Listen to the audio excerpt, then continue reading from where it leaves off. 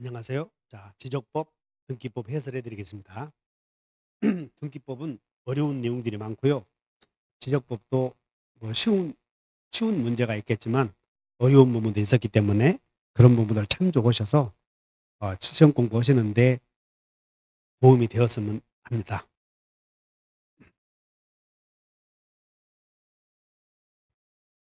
그러면 1번 읽어보면 뭐 어쩌고 저쩌고 등기 촉탁의 대상이 아닌 거 토지 이동으로 지적 공부를 정리했으면 촉탁해야죠. 근데 촉탁의 대상이 아닌 게 소유권의 소유자를 정리하거나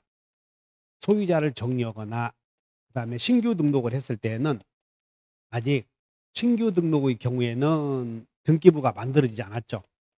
개설되지 않았으므로 촉탁할 수 없고 소유자 정리할 때는 등기관서에서의 서류를 중심으로 소유자를 정리하므로 촉탁할 필요가 없다. 그래서 촉탁의 대상이 아닌 거 그러면 소시는 촉탁 없다. 2번 여기서 그 소유자를 정리했을 때에는 소유자의 신청에 의한 경우와 소관청에 의한 경우인데 어쨌든 토지 이동이 있게 되면 촉탁을 해야 되는데 촉탁의 대상이 아닌 거 토지 이동 사유 중에서 촉탁의 대상이 아닌 게 신규 등록 그다음에 소유자 정리는 지적 소관청에서 소유자를 정리했을 때는 등기관서에서의 서류를 중심으로 소유자 정리하죠. 촉탁하지 않는다. 2번 지목 틀린 것을 골라라. 틀린 거. 물이 상시적으로 고이거나 그러면 여기까지가 이제 유지지. 근데 식물을 주로 재배하는 곳 나오잖아요. 그러면 재배하는 곳 그러면 그러면 여기는 유지가 아니지. 그래서 재배하는 곳이 아니라 자생하는 곳이 유지하는 자생. 틀렸다. 그다음에 뭐 석유가스 주유소 용지로 한다. 용수, 배수, 소규모 예상되는 자연의 어떤 뭐 어쩌고 저쩌고 소규모 수로 부지는 국어다. 그다음에 물을 상시적으로 이용하지 않고 재배 그러면 전이다. 그리고 궤도 나오면 철도용지로 한다. 3번 지상경계점 등록부 그러면 지상경계를 새로이 결정했을 때는 지상경계점 등록부를 작성해야죠. 그래서 새로 정한 경우 지상경계점 등록부를 소관청은 작성해야 한다. 지상의 경계를 정할 때는 뚝이나 담장 그 밖에 구획 인위적으로 만든 구획의 목표가 될 만한 구조물 및 경계점 표지 등으로 구별한다.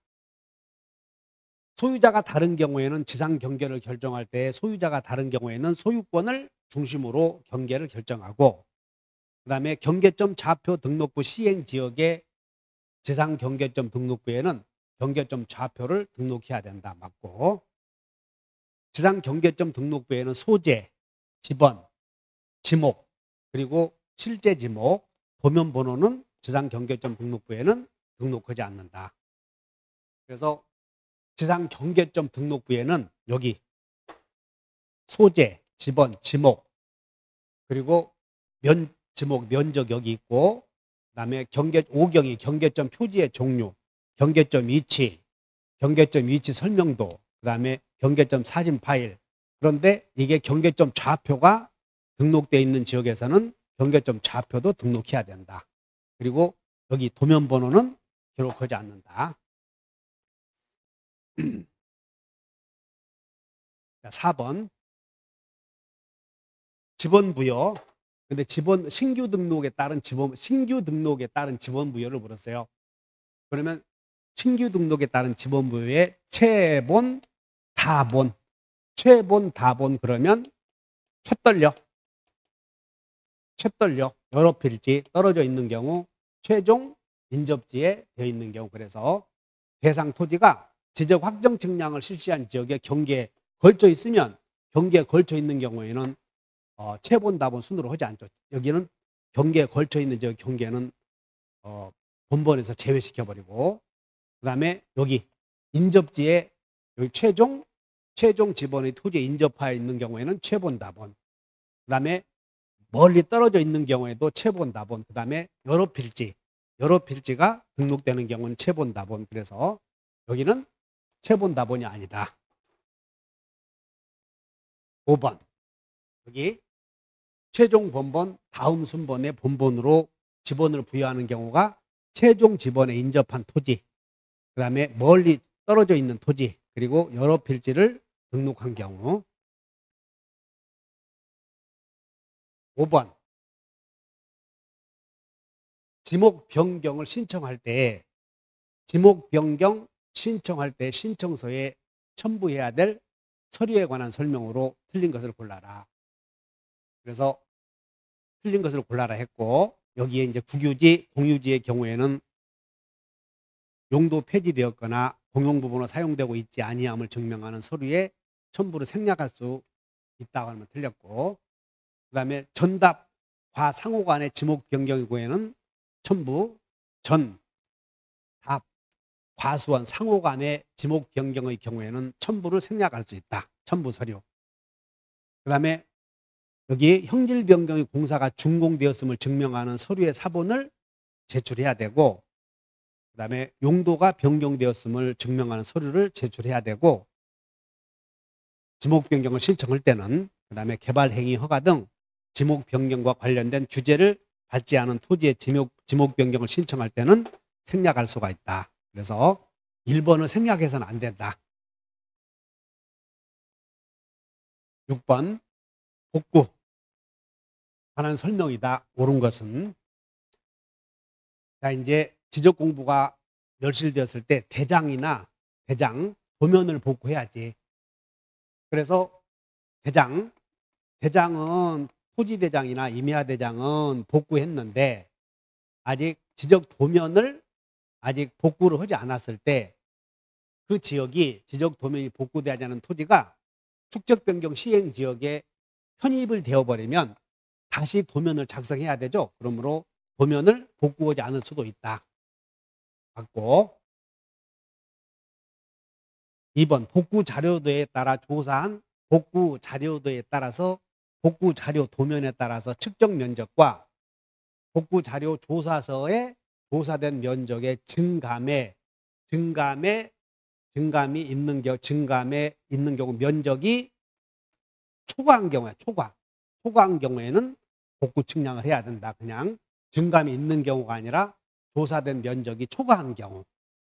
틀렸고, 그다음에 복구 측량을 했는데 복구 자료와 부합하지 아니한 때에는 인접 토지 소유자의 동의가 아니라 인접 토지의 이해관계인의 동의를 얻어서 조정을 해야 된다. 조사된 면적이 허용 범위 이내의 경우에는 이제 면적을 결정할 때 항상 새로운 면적으로 복구 면적을 결정해야 되므로, 조사된 면적이 계산식에 따라 허용 범위 이내의 경우에는 종전 면적이 아니라 조사된 면적을 복구 면적으로 결정한다. 지적 소관청은 복구 자료에 따라서 여기 대장을 작성하고 지적 도면의 등록 내용을 증명하는 서류에 따라서 뭘 작성해야 되냐면 지적 도면을 작성해야 된다. 그래서 잘못됐네. 복구 자료도에 따라서 대장을 작성한다. 그다음에 지적 도면 등록 내용을 증명하는 서류에 따라서 뭘 작성해야 되냐면 도면을 작성한다. 자, 보시면 지적 복구 절차를 한번 보시죠.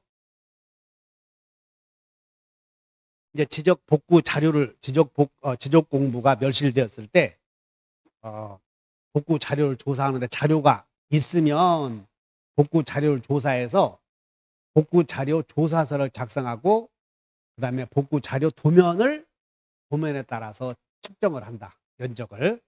근데 면적이 허용 범위를 초과해 버리면 복구 측량을 해야 되고, 측정 면적과 새로 조사된 면적의 증감이 허용 범위 이내의 경우에는 조사된 면적을 가지고 복구 면적으로 정한다.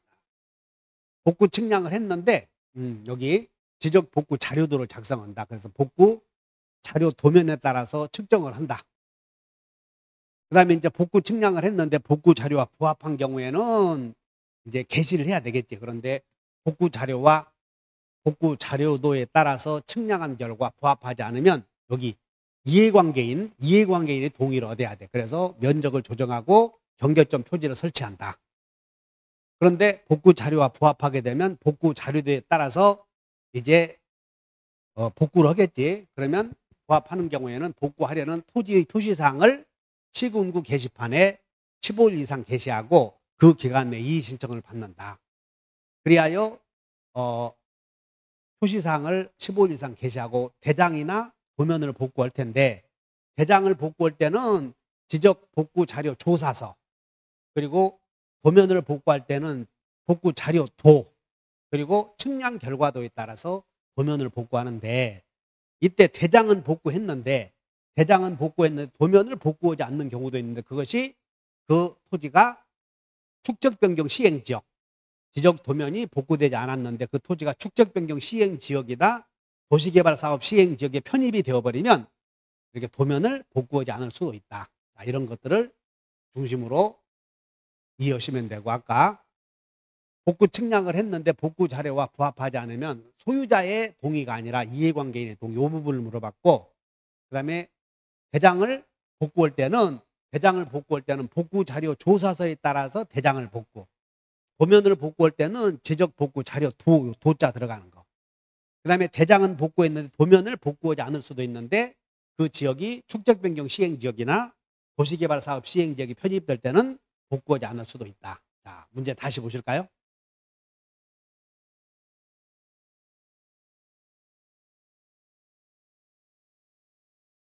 여기 봐, 토지대장 여기까지가 대장이지. 대장은 복구되었는데 도면이 복구되지 아니한 토지가 축적변경 시행지역이나 도시개발 사업 시행지역에 편입된 데에는 도면을 복구하지 아니할 수도 있다.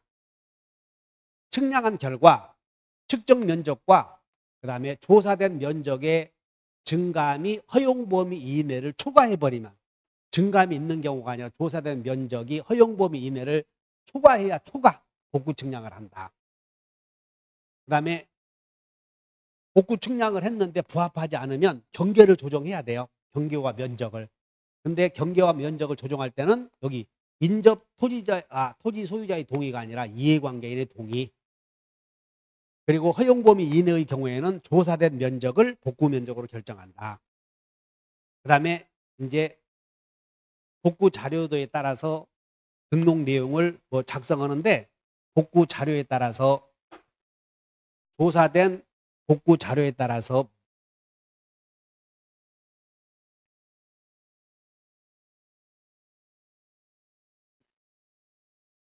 복구 자료 조사서에 따라서 작성하고, 그런 내용이 등록 내용을 증명하는 서류에 따라서 여기 복구 자료 조사서에 따라서 도면을 작성하고, 그리고 여기 복구 자료 도를 가지고 지적 도면 등록 내용을 작성한다. 그래서 그 내용이 잘못되었다. 자,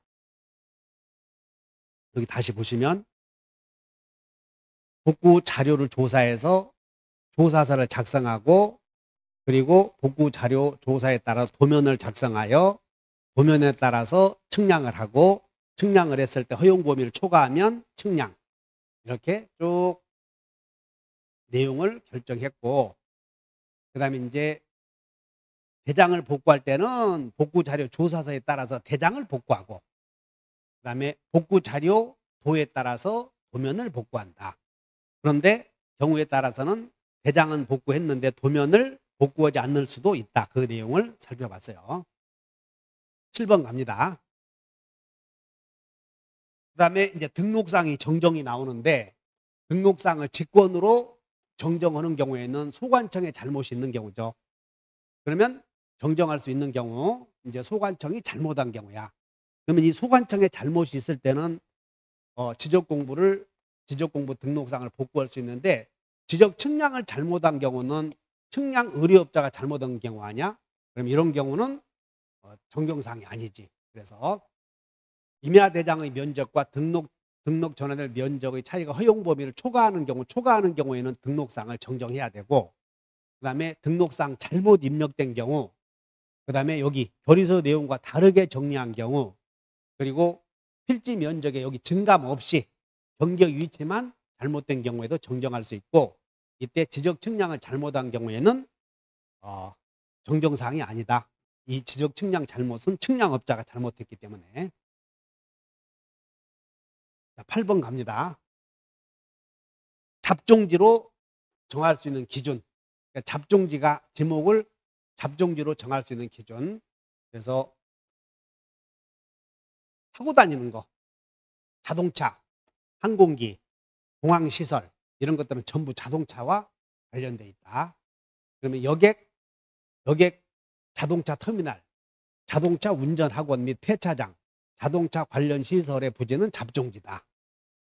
그리고 항만시설 및 항만시설의 부지도 타고 다니므로 잡종지인데, 노상주차장은 도로, 그리고 부설주차장의 부지는 대이다, 대. 그래서 틀렸고, 그 다음에 쓰레기, 오물처리장, 그 다음에 송유시설의 부지, 그리고 갈대밭, 그 다음에 쌓아두는 곳, 돌을 캐내는 곳, 흙을 파내는 곳, 야외시장은 잡종지이다. 그래서 소 나오면 변전소, 송신소, 수신소, 그리고 송유시설의 분이 타고 다니는 거, 공항시설, 자동차, 배 타고 다니는 거, 소 타고, 야외시장도 여기, 야외시장에서 공갈치는 놈 잡아다가 여기에 야외시장에서 갈대밭 이런 것들은 전부 다 잡종지다. 잡종지를 살펴보면 이제 타고 다니는 거, 그래서 소 들어가는 거, 변전소, 송신소, 수신소, 송이시설의 부지 소, 그리고 타고 다니는 거, 소 타고, 그리고 야외시장, 그 다음에 공동우물, 여기 공동우물, 그리고 갈대밭, 공갈치는 놈 잡아다가 도축해서, 여기 도축해서 관 속에 묻어두었다가, 그리고 쓰레기장에 처리하라. 이렇게 돌도 캐고 흙도 패고 그리고 처리하라. 이런 것들이 갈대 잡종지다.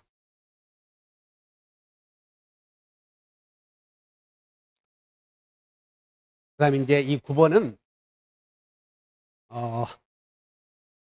우리 시험에 어려운 내용이고, 이 문제는 우리 시험과 상관이 없는 것이고, 이걸 뭐 여러분들이 공부해봐야 도움이 안 되는 내용이라서 우리 여기 출제하신 분들도 볼 필요가 없다, 뭐 극상이다 이렇게 해서 해설이 안 돼 있네요. 그래서 이제 이런 판결이 떨어졌을 때는 어떻게 이 면적을 결정하는가 이건데, 판결의 내용대로 할 때는 어떻게 해야 되는가, 이것은 우리 꼭 알아야 될 내용이 아닌 것 같습니다. 그래서 생략하고 10번 등록상의 연결, 여기는 꼭 지적공부의 등록상 요건 꼭 나오니까 주의하셔야 되고, 대장에는 지목이나 면적이 결정이 돼, 경계는 도면에만, 경도, 그래서 틀렸고, 경계점 좌표 등록부에 도면번호는 등록되지 않죠. 도면번호는 토지대장이나 지적도에, 그 다음에 공유지 연명부의 도면번호는 역시 공유지 연명부나 경계점 좌표 등록부에는 도면번호가 등록되지 않고, 그 다음에 대지권 등록부에는 소유권 지분, 대지권 비율, 전유 부분, 그 다음에 좌표는 경계점 좌표 등록부에, 그리고 도면에는 위치, 그 다음에 도각선, 그리고 수치, 건물 및 구조의 위치. 그래서 맞는 내용은 5번이 됩니다. 경계는 임야대장이 나타나지 않고 도면에만, 그 다음에 경계점 좌표 등록부에는 도면번호는 나타나지 않는다. 공유지 연명부에도 도면번호는 나타나지 않고, 토지대장, 도면번호는 토지대장이나 도면의 지적도에 나타난다. 그다음에 좌표는 경계점 좌표 등록부에, 그리고 위치, 건물의 구조 이런 것들은 건물의 구조, 건물 및 구조물의 위치는 도면에 나타난다. 정답이 5번. 11번. 지적공부 복구. 이제 복구 나오면 복구에 필요한 자료, 관계 자료 물어볼 텐데, 관계 자료는 복구의 관계 자료는 관청에서 인정하는 문서다. 그러면 그 문서를 가지고 복구를 할 것이다. 그러면 지적 측량 준비도는 관청에서 인정하는 것이 아니라 측량업자의 문서이므로 안 될 것이고, 토지 이동 정리 결의서는 지적 소관청에서 작성한 문서, 등기상 증명서는 등기소 관공서에서 인정하는 문서, 측량 결과도도 지적 소관청에서 인정하는 문서. 그러므로 해당하지 않는 것은 기업법만 해당하지 않는다.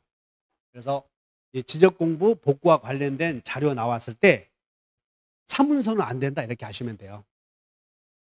사문서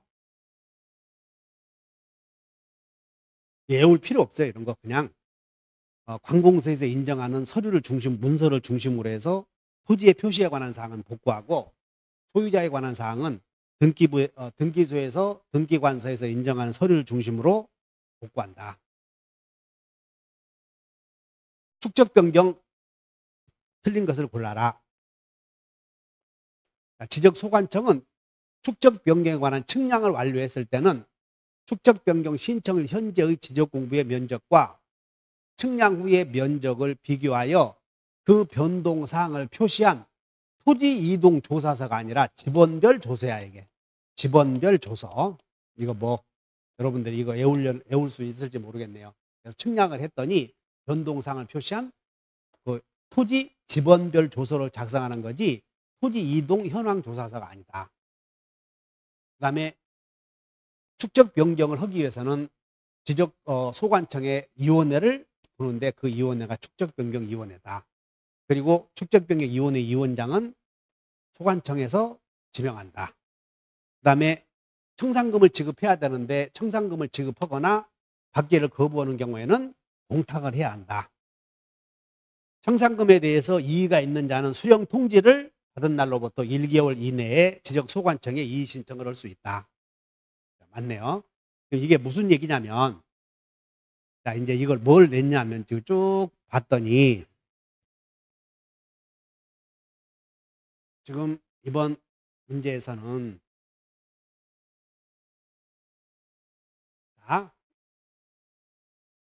지적 소관청 축적 변경을 하기 위한 절차는 3분의 2 이상의 동의를 얻어서 토지 소유자가 지적 소관청에 축적 변경 신청을 하고, 이 지적 소관청 내에 축적 변경 위원회를 둔다 그런 얘기고, 그다음에 이제 축적 변경 시행 공고를 해서 경계점을 표시하고 측량을 했는데, 이제 측량 결과 이제 토지의 표시상이 결정이 되면 요거 집원별 조서를 작성하는 거지 토지 이동 현황 조사서를 작성하는 게 아니다. 요거 냈던 거예요. 이게 틀린 게.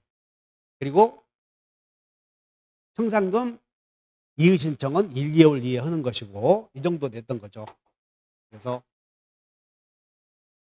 시험 조금 전에 냈던 건 토지 이동 현황 조사서가 아니라 토지 집원별 조서다. 그렇게 정리하시고요. 그 다음에 13번 등기법 어려운 내용인데, 13번 보시죠. 갑이 을을 상대로 1번 소유자 갑인데 2번 소유권 이전 등기가 되었네요. 소유권 이전 등기가 되었는데 목적이 이게 을이 등기되어 있는데 이게 이제 무효야 이게. 그래서 을을 상대로 말소 소송을 제기하여 승소 판결을 받았는데, 이 승소 판결을 받아서 말소하기 전에 이게 3번 가압류 채권자 병 이렇게 등기되었을 때 이 조치를 어떻게 할 수 있느냐 그 말이야. 그래서 판결에 따른 말소 등기를 할 때 어떻게 할 수 있느냐 하는데, 자, 이 내용을 해결하기 위해서 먼저 설명을 보죠. 자, 을을 상대로 승소 판결을 받았을 때 판결의 효력은, 자, 확정 판결의 효력은 당사자와 이 당사자를 상대로 판결을 얻었는데 변론 종결 후에, 여기 변론을 종결한 후에 이 승계인 요 사람, 변론을 종결한 후에 승계인 또는 그를 위하여 청구한 목적물의 소지자 이 사람에게도 미친다는 거야. 이게.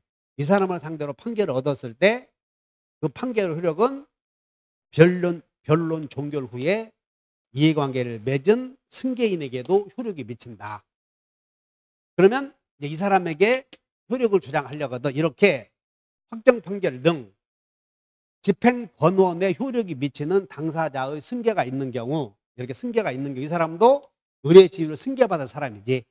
그래서 이런 사람에게 승계인에 의하여 또는 승계인에 대해서 집행하기 위해서는 이 사람에게도 판결을 받아서 의뢰 판결을 받아서 말소 등기 신청, 그럼 단독 신청이고, 이 사람에게도 그 효력을 주장하기 위해서 단독 신청을 하려거든 여기서 승계 집행문, 요 얘기야. 승계 집행문. 이게서 판결을 얻어서 그 판결서에다가 승계인에게도 집행할 수 있다는 기재 내용을 승계 집행문이라고 그래요. 그래서 승계 집행문을 부여하여 의뢰 등기도 말소 신청, 병해 등기도 말소 신청인데 그것은 동시에 할 수 있다. 그런 내용이어서 참 어려운 내용이었죠, 이거. 자, 그럼 이제 우리 이 시험 문제에서는 극상임으로 해설은 제외한다 이렇게 돼 있는데 여기 참고로 자 봅시다. 그러면 이제 답만 기억하시면 돼요. 답만. 지금 을을 상대로 확정 판결을 받아서 승소 판결을 받았는데 이걸 말소하기 전에 판결을 받은 거예요. 말소하기 전에 을을 상대로 가압류 등기가 되면 이 확정 판결 효력은 변론 종결 후에 이해관계를 맺은, 이 사람은 이해관계를 맺은 이 을의 지위를 승계할 사람이죠. 그래서 경매를 하면 승계할 사람에게 미치는데 다만 이 사람에게 효력을 주장하려거든 집행 승계문, 여기 승계 집행문을 첨부 서류를 제출하여 이 병명의 등기도 말소할 수 있다. 그런 내용이었어요. 자, 이제 정답만 보시죠. 갑이 병에 대하여 승계 집행문, 여기 포인트가 승계 집행문을 얻은 경우 갑은 병명의 등기 말소를 신청하면서 동시에 을명의 등기 말소도 동시에 하나의 판결문을 갖고 동시에 신청할 수 있다. 이런 내용이었어요. 이건 어려운 내용이었는데 여러분들이 해결할 수 있을 것인가 그런 것인가는 둘째치고 뭐 우리 시험에 나올 가능성은 없어요. 그래서 그냥 모의고사에 냈으니까 이런 문제는 사실 어려운 문제니까 그렇게 이해하시고 제가 그냥 해설만 해드린 것이니 아무 마음 쓰지 마세요. 자, 그래서 여기는 해설서 제공되지 않았어요. 14번 내가 설명했고 그 다음에 이제 14번 다음 중 공동으로 신청해야 하는 경우, 뭐 이건 꼭 나오는 거니까 공동으로 등기 신청해야 하는 경우는 그러면 합병, 이것은 상속과 같이 포괄 승계죠. 그래서 합병으로 인한 저당권 이전 등기 신청은 단독 신청. 그 다음에 신탁 등기 나오면 신탁 등기는 권리 등기와 함께 신탁 등기의 말소 등기 신청도 동시에 단독 신청. 그 다음에 부동산 표시 변경 등기 신청은 단독 신청. 그리고 수용으로 인한 이전 등기 신청도 단독 신청. 판수보상표 신혼처가. 그 다음에 유언 나오죠. 포괄 유증이든 특정 유증이든 유증에 따른 소유권 이전 등기 신청은 공동 신청이다 하시면 돼. 포괄 유증이든 특정 유증이든. 그래서 14번은 여러분들 연습해야 되시고요. 15번 갑니다. 15번도 어려운 내용이었어요. 자, 그러면 이제 판결에 의한 등기 신청은 여러분들 판결에 의해서 등기 신청할 수 있는 것은 이행 판결이죠. 이행 판결. 그럼 이행 판결이란 무슨 뜻이냐면 판결서에 말소 등기를 이행하라 또는 소유권 이전 등기를 이행하라 이런 말들이 판결 주문이나 이렇게 원문에 쓰여 있는 경우를 이행 판결이라고 해요. 그냥 이행 판결에 의해서는 단독으로 등기 신청할 수 있는데 1번 재심의 소에 의해서 재심 대상 판결이 취소되었다. 이것은 재심 대상 판결이 취소되었다면 이거 이행 판결이 아닌 거지. 그러므로 그 재심 판결 가지고 취소된 판결에 의해서 맞춰진 소유권 이전 등기의 말소 등기 신청을 할 수 있는다. 이것은 그냥 결론이 취소된 재심 판결은 무엇 이행하라라고 하는 그런 글이 없지 않습니까? 그러니까 이행 판결이 아니기 때문에 이걸 가지고 소유권 이전 등기의 말소 등기 신청을 할 수 있다. 그러면 안 되고. 둘째, 자, 판결에 의한 경우 판결에 의해서 등기 신청을 할 때는 판결 정본과 이것이 최종 판결이라고 하는 최종 확정 판결이라고 하는 확정 증명서를 판결에 의한 등기 신청을 할 때는 판결 정본 그리고 그 판결이 최종 판결이라고 하는 판결 확정 증명서를 첨부 정보로 제공해야 되는데 조정조서를 등기 원인 증서로 첨부하는 경우에 조정조서, 그러니까 조정조서는 이제 조정이 되었다는 조서이기 때문에 여기는 최종적인 효력이 있기 때문에 확정 증명서를 제공할 필요가 없어요. 판결과 달리. 그러나 조정에 가름하는 결정 정본을 첨부 정보로 제공한 경우에는 그때는 판결과 마찬가지로 최종적인 효력으로 결정되었다는 확정 증명서를 제공해야 한다. 여기는 맞는 내용이에요. 이건 좀 기억하시고. 그 다음에 판결에서 등기를 신청할 때는 그냥 여러분 승소한 등기 의무자가 단독 신청할 때는 등기비율 정보를 제공해야 되는데 여기는 없다 해서 틀렸고 여기도 기억하시고. 그 다음에 이 사회행위 취소 판결은 형성 판결이라고. 여기서 이행 판결의 경우에는 판결문에 원인 일자가 명백하게 드러나지 않으면 등기 원인 일자를 이행 판결의 경우에는 판결 선고일을 기록해야 되는데 형성 판결의 경우에는 등기 원인 일자를 판결 확정일을 원인 일자로 기록해야 돼요. 그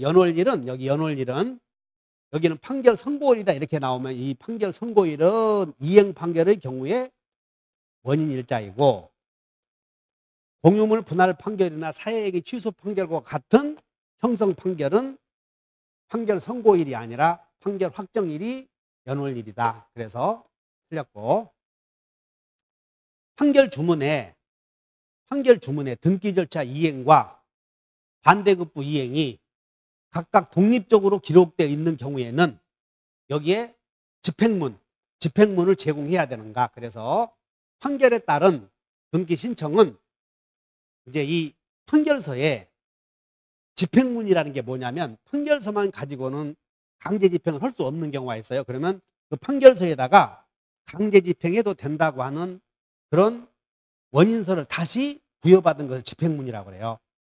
그러면 이행 판결의 경우에는 이행하라고 하는 그런 의사의 강제가 들어가 있으므로 이행 판결에서 등기 신청할 때는 이 집행문을 원칙적으로 부여할 필요가 없는데 그 판결문에 동시에 이행하라 이런 판결이 나와 있다면 집행문을 제공해야 한다는 거예요. 그런데 여기는 등기 절차 이행과 반대급부 이행이 각각 독립적으로 예를 들어서 판결문에 갑은 을에게 등기를 이행하라. 을은 갑에게 매매대금을 지급하라. 이와 같이 독립적으로 판결문에 기록이 되어 있다면 그때는 그 판결문 자체를 가지고 등기 신청을 할 수 있는 것이지 여기는 집행문을 부여해야 되는 것은 아니다. 그 얘기야 참. 그래서 이해하시면 되고 이 내용을 한번 살펴보죠. 해설에.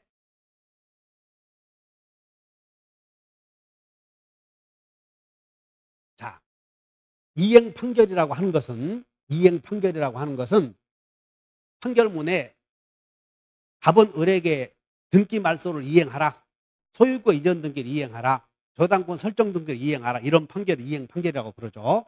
그럼 이행 판결에 의해서 등기를 신청할 때는 판결 정본 그리고 그 판결이 최종적으로 확정되었다. 이런 확정 증명서를 첨부 정보로 제공해야 돼요. 그런데 판결에 가름하는 조정 조서에 의해서 등기 신청할 때는 그것은 확정 증명서를 받을 필요 없다는 거지. 그건 종국적인 효력이 생기므로.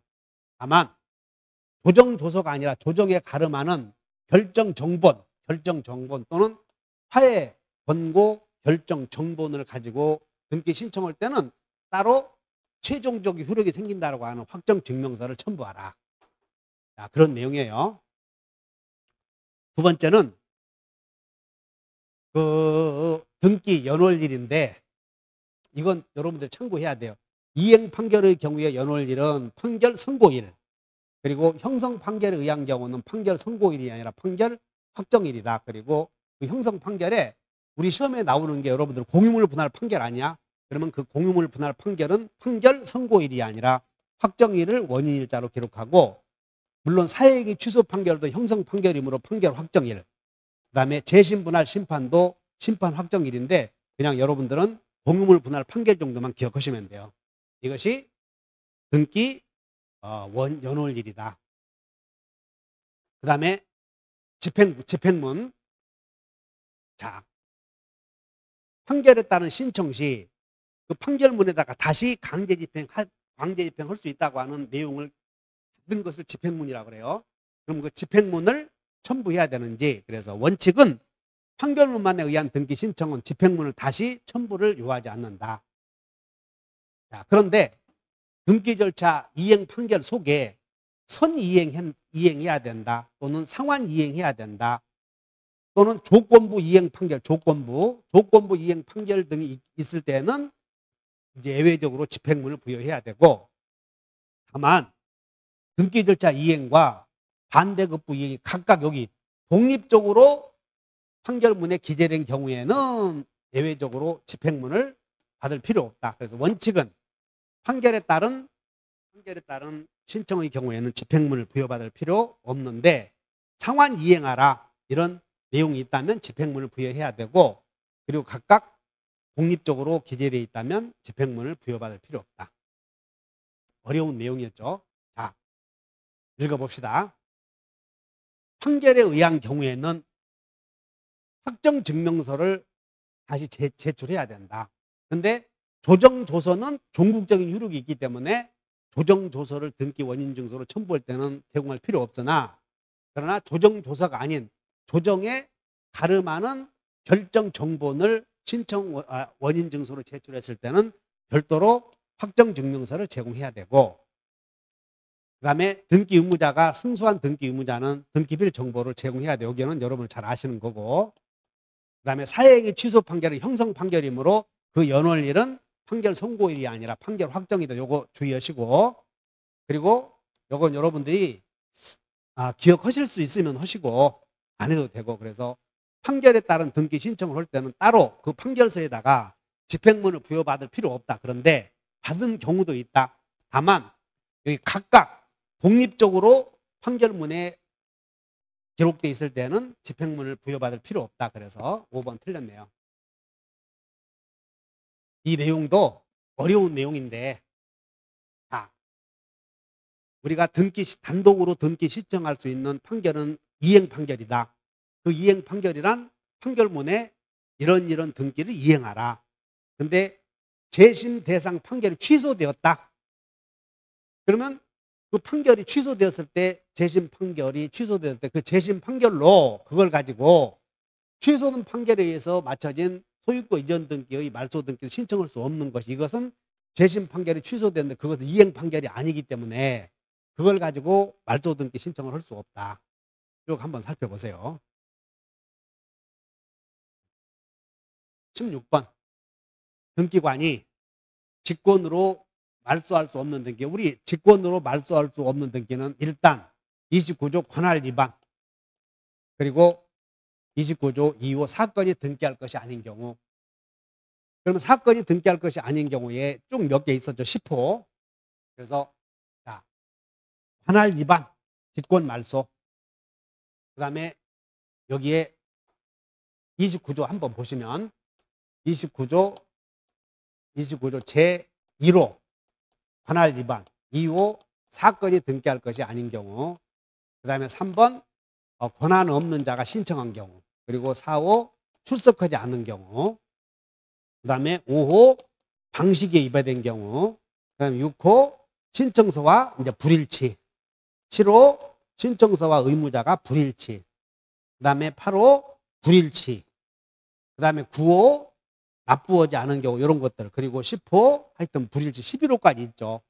근데 여기는 등기할 권한이 없는 자가 신청했잖아. 여기는 29조 3호 위반이야. 그럼 여기는 1호, 2호까지는 여기까지는 직권말소 할 수 있지만 여기는 직권말소 할 수 있는 게 아니라 실체관계와 등기 명의인이 일치하면 유효죠. 그래서 여기는 권한 없는 자가 신청했을 때는 29조 3호 위반이므로 여기는 직권말소 대상이 아니다.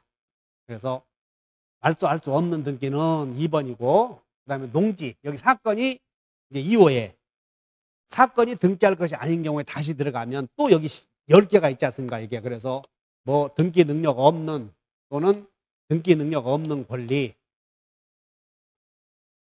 그다음에 분리처분 금지 농지에 대한 전세권 설정 분리처분 저당권 분리처분 금지 그다음에 일부에 대한 보존 등기 신청 그다음에 일부에 대한 상속 등기 신청 그리고 촉탁에 의한 신청인데 신청인 경우 그다음에 이미 보존 등기 되어 있는데 또 등기된 경우 그리고 등기를 할 수 없는 것이 명백한 경우 이런 것들. 그런데 여기 농지에 대한 전세권 설정 등기는 사건이 등기할 것이 아닌 경우 여기에 해당하네요. 그래서 여기는 직권말소 대상이다. 여기는 2호 위반이다. 2호 위반. 그 다음에 가압류 결정에 따라서 가압류 채권자가 여기 봐. 가압류 채권자가 등기를 했다. 그래서 가압류 등기는 촉탁에 의한 경우거든. 근데 촉탁에 의해서 이루어져야 되는데 신청에서 이루어졌죠. 그러면 이건 직권말소 대상이다. 그리고 가등기에 의한 본등기 금지 가처분 등기는 등기하는 것이 명백한 등기할 것이 아닌 경우다. 그러므로 여기는 29조 10호 위반이다. 그래서 29조 제2호의 위반이다. 그래서 여기는 직권말소 할 수 있다. 그런데 여기는 2호는 여기 권한 29조 제2호에 위반되었으므로 3호에 위반되었으므로 직권말소 대상이 아니다. 항상 시험에 나오니까 16번에 나온 29조 1호, 2호부터 쭉 좀 기억하십시오. 17번. 자, 토지 수용에 관한 설명이다. 틀린 것을 골라라. 수용은 단독 신청이죠. 그래서 수용은 단독 신청인데 그런데 수용에 의한 소유권 이전 등기는 단독 신청인데 여기서 수용으로 인한 소유권 이전 등기까지가 단독 신청 된 후에 수용 이윤의 결정이 효력이 상실했대요. 그러면 말소 등기 신청은 공동으로 신청해야 한다. 공동으로. 여기서 틀린 거야. 수용으로 인한 이전 등기 신청은 단독 신청이지만 치료됨으로 인하여 그 수용으로 인한 이전 등기, 말소 등기 원래 말소 등기는 법률의 규정이 없으면 공동 신청이죠. 그래서 틀렸고 수용에 의한 이전 등기를 했을 때 원시 취득이므로 수용에 의한 이전 등기 할 때는 원시 취득이므로 그 목적물에 설정되어 있는 각종 제한물권 등기는 사업 시행자에게 불이익이 되죠. 그래서 전부 직권 말소한다. 맞고. 그 다음에 토지 수용을 위한 이전 등기 연원리는 수용위원회의 재결을 할 거 아니야. 그래서 수용위원회의 재결하는 날짜가 있는데 그 재결일에서 수용 개시일을 결정하는 거예요. 그러면 수용 개시 요때가 이제 보상금의 지급을 정지 조건으로 해서 원시 취득이고 그 연월일은 결정한 날짜가 아니라 결정한 날짜에서 다시 날짜를 정한다. 수용 재결일이 아니라 개시일이다. 그래서 틀렸네요. 18번. 부동산 등기에 관한 설명이다. 진정명의 회복을 원인으로 하는 등기 신청을 할 때 원인은 진정명의 회복이고 원인 일자는 계약은 날에 계약이 없지. 그러면 원인 일자는 기록하지 않는다. 여기 참 잘 나오는 거니까 주의하셔.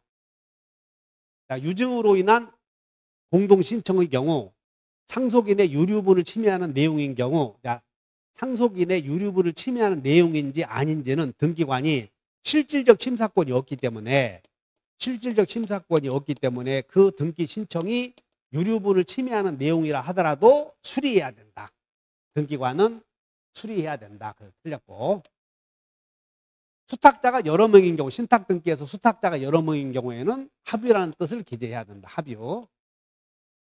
신탁원부, 공동담보 목록, 도면 및 매매 목록은 신공, 도매 등은 보조기억장치의 매매 목록은 보조기억장치에 저장하여 이것은 영구, 10년이 아니라 영구, 등기 기록의 일부이므로 영구히 보존해야 된다. 틀렸고. 권리 변경 등기, 권리의 변경 등기나 경정 등기에 관해서 이해관계가 있는 경우에는 제3자의 승낙서가 첨부되면 부기 등기, 그리고 승낙서를 첨부하지 않으면 주등기. 맞네. 승낙서를 첨부하면 부기 등기, 승낙서가 없으면 주등기. 19번. 그 등기 신청의, 여기서 물어보는 건 보정, 등기 신청을 보충하는 경우 보정, 그리고 등기 신청을 취하하는 경우.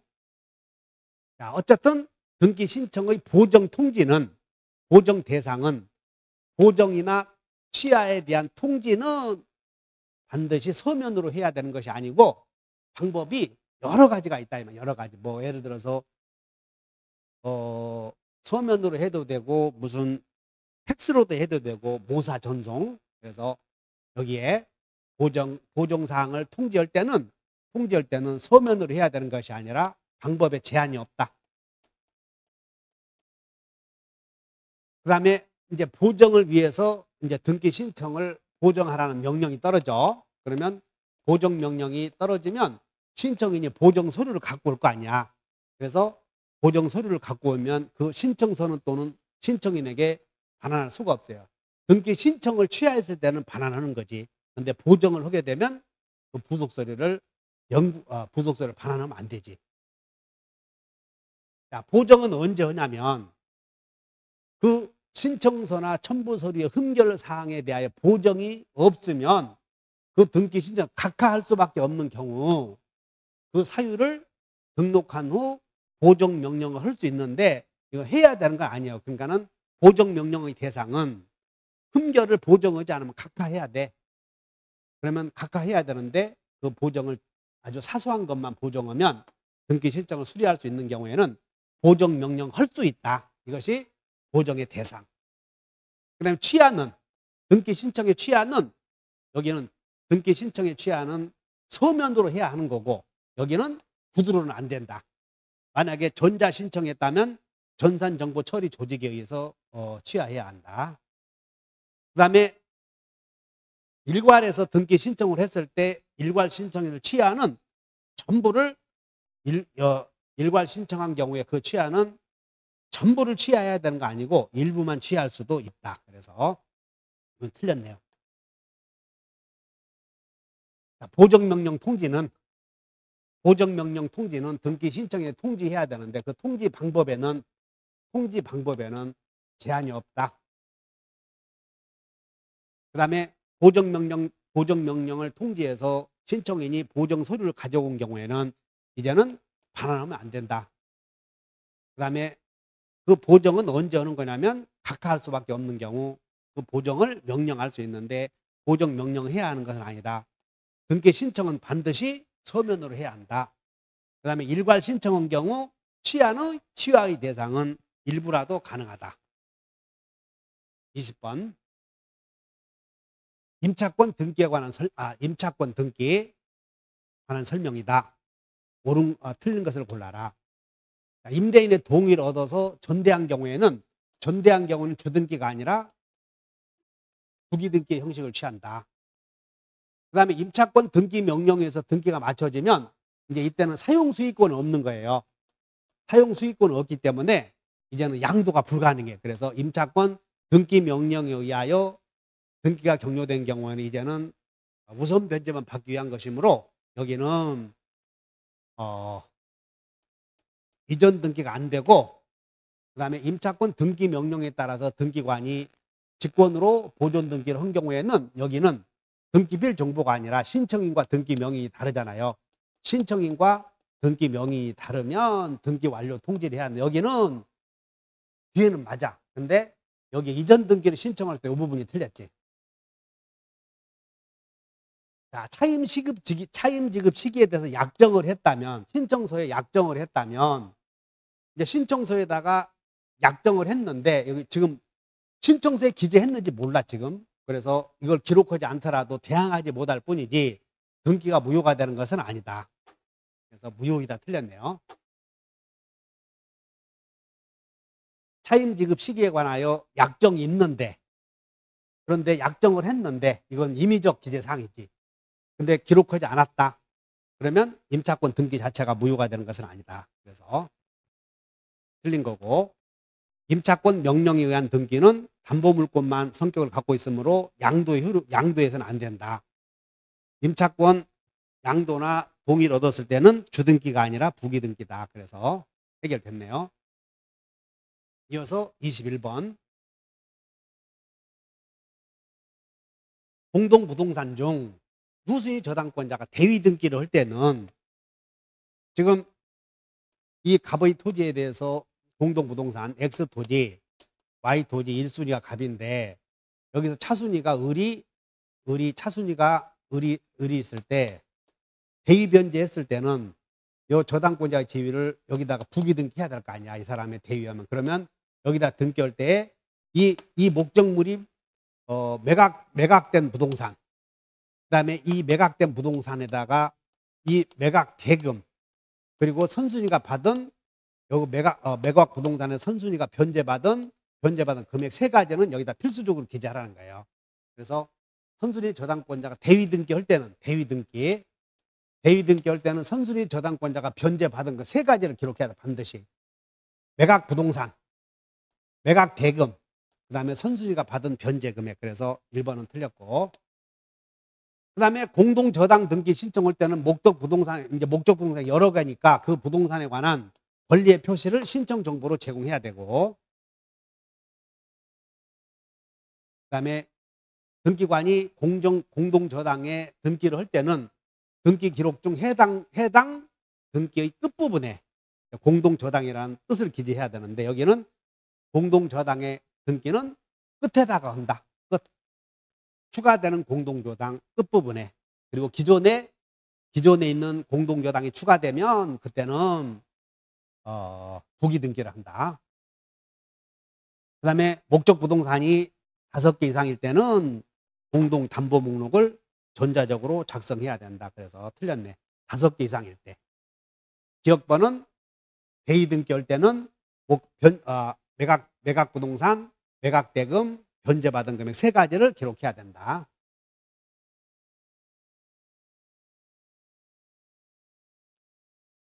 대위 등기할 때는 매각 부동산, 그다음에 매각 부동산의 대금, 매각 부동산의 대금. 3번 매각 부동산에서 선순위가 변제받은 금액. 세 가지를 등기해야 된다. 그리고 끝부분에 뜻을 기록한다. 끝부분에. 틀렸고, 그리고 공동저당권 등기 신청할 때는 신청서에다가 각 그 공동부동산의 목적물이 여러 개 있잖아요. 그래서 그 부동산에 관한 권리의 표시를 신청서에 제공해야 된다. 맞고. 끝부분에 기록해야 된다. 그 다음에 5개 이상일 때는 공동담보 목록을 제공해야 한다. 그래서 틀렸네. 정답이 기억 리을, 맞는 건 니은 니것. 22번. 이렇게 되어 있대요.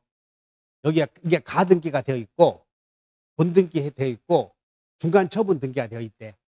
그럼 양립할 수 없으면 직권말소 오지. 전세권 본등기 했을 때 가처분 등기는 양립이 가능하니까 직권말소 안 되고, 임차권 설정과 그다음에 본등기 했는데 가압류 등기는 양립이 가능하죠. 저당권 설정, 저당권 본등기, 가처분 등기 양립 가능. 소유권 이전 가등기, 소유권 이전 본등기, 소유권과 가처분 등기 양립이 불가능하지. 그러니까 이건 직권말소 해야지. 이렇게. 직권말소 대상인 것을 골라라 그러면 양립할 수 없는 등기가 있으면 그걸 고르면 돼. 저당권 가등기, 저당권 본등기, 가압류 등기 양립 가능하죠. 그러면 직권말소 안 된다. 그래서 가등기에 대하여 본등기 했을 때 직권말소 할 수 있는가 없는가, 양립이 불가능하면 직권말소 한다. 양립이 가능하면 직권말소 대상이 아니다. 그래서 직권말소 대상 이렇게 써놓으면 돼. 양립이 불가능한 권리. 본등기와 양립이 불가능한 등기. 본등 이것과 양립할 수 없는 것은 직권말소한다. 자, 이어서 23번 각하처분. 자, 등기관의 각하처분에 대하여 이의 신청이 있을 때 관할 법원이 할 수 있는 명령, 이제 등기 명령을 하지. 그러면 이제 이의 신청에 대하여 법원이 결정하기 전에 법원이 이의가 있다는 뜻의 부기등기 명령을 할 수 있어요. 그 다음에 결정하기 전에 가등기도 해달라 이렇게 할 수 있지. 그리고 이의 신청을 인용하여 일정한 등기를 명하는 기록명령 할 수 있지. 그 다음에 이의 신청의 이의에 대하여 결정하기 전에 가처분 명령이냐 가압류 명령이냐 이게 있는데, 이건 상당히 우리 시험관은 어려운 건데 난해한 내용이었어요. 그런데 여러분들 교재 문제는 정답은 가처분 명령이라고 되어 있고, 이것은 이의를 여러분들이 극상 문제이기 때문에 해설은 제공하지 않는다 그랬죠. 근데 여러분들 그 문제집에는 이렇게 돼 있어. 가처분 명령. 근데 실제 정답은 5번으로 바꾸시면 돼요. 굳이 이렇게. 이유는 가처분은 등기 실행을 잠정 정지시키여 효력을 보존한 장치로 사용되므로 가처분 명령은 소유권과 관련된 등기이므로 명령 등기 대상이 돼. 그런데 가압류 명령은 민사집행법상 채권자 보존 수단의 수단이므로 등기 절차와는 무관하므로 법원이 이의 신청 사건에서 가압류 명령을 할 수는 없다. 그래서 정답이 잘못 체크되어 있으니까 5번이다. 5번.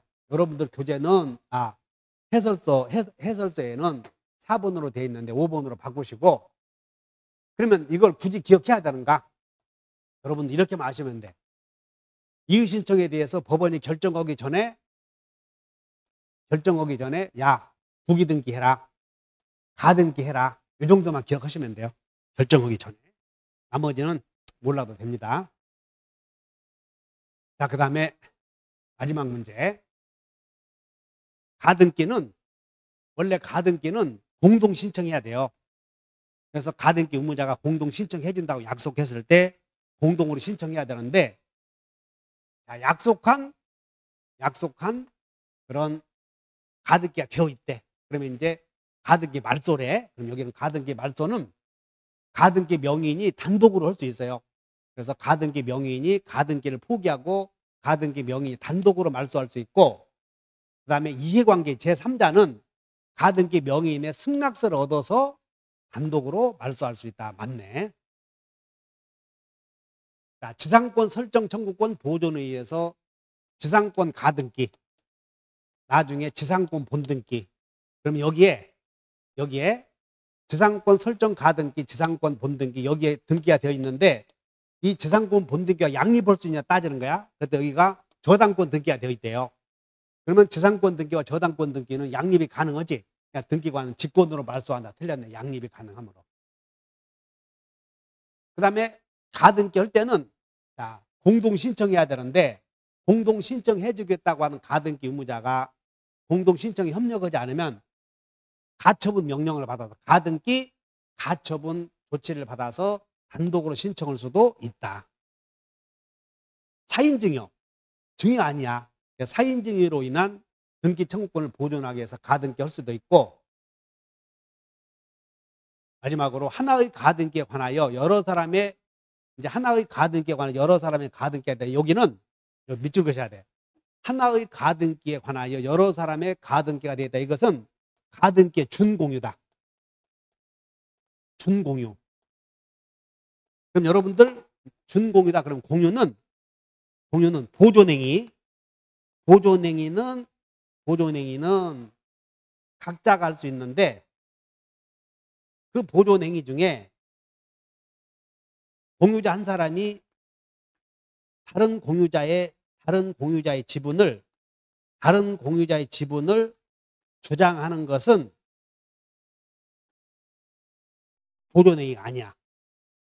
그렇기 때문에 가등기 권리자 여러 사람인 경우 그중 한 사람이 자기 지분에 대해서는 본등기 할 수 있어도 다른 사람의 전부에 대해서 본등기 신청하면 안 된다. 이게 자기 지분을 주장하는 것이 아니므로. 자, 저기 가등기 권리 여러 사람이 있는 경우 그중 일부의 가등기 권자는 자기 지분에 대해서만 본등기해야지 다른 공유자의 지분을 주장하는 것은 보존행위가 아니므로 다른 권리자의 본등기 신청할 수는 없다. 여기 주의하셔야 돼. 그래서 여기는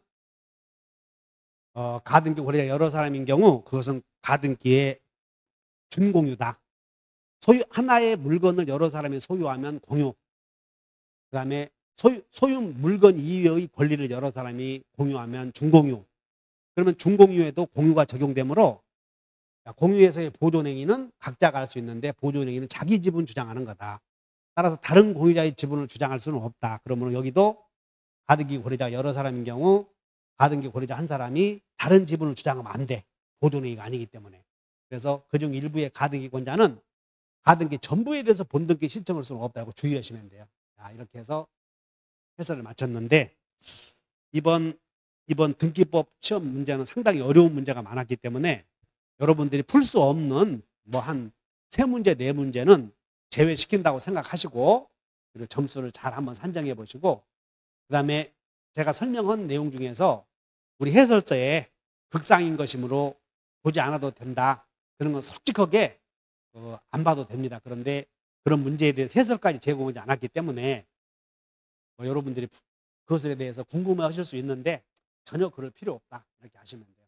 자, 고생하셨습니다.